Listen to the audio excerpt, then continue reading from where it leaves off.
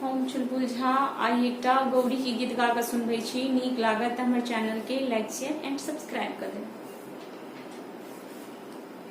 गिरिजा पूजन चलली किशोरी, संग में सखिया लोकना।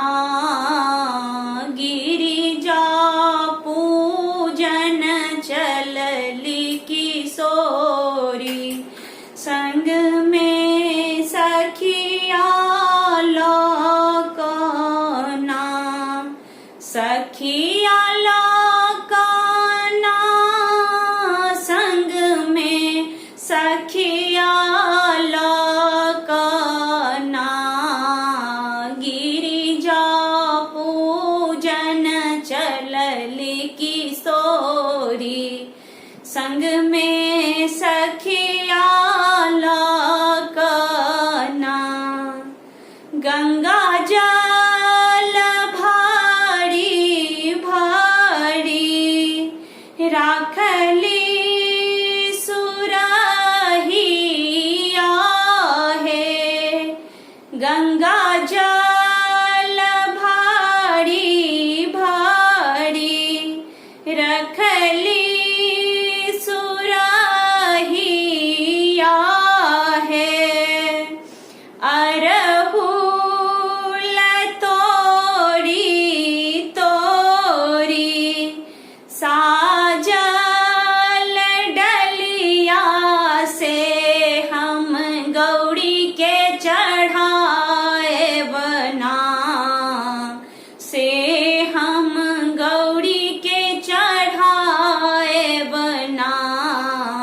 गिरिजा पूजन चलली किशोरी, संग में सखिया लोकना।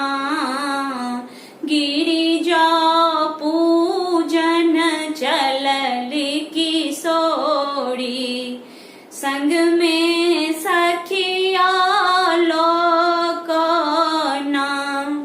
सखिया लोकना है संग सखिया लोकना।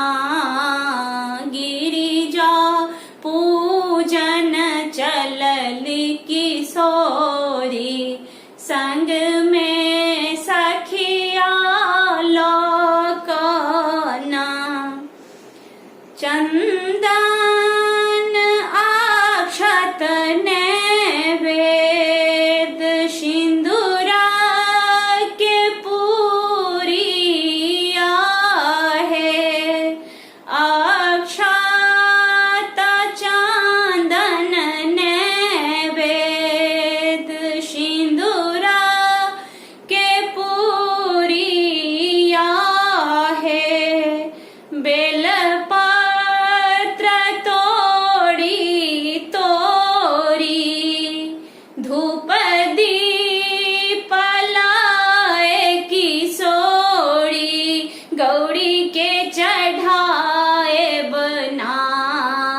से हम गौरी के चढ़ाए बना। माहे आचल सोहाग, सबके अहिना राखब ना। माहे आचल सोहाग, सबके अहिना राखब ना। गिरिजा पूजन चलली किशोरी,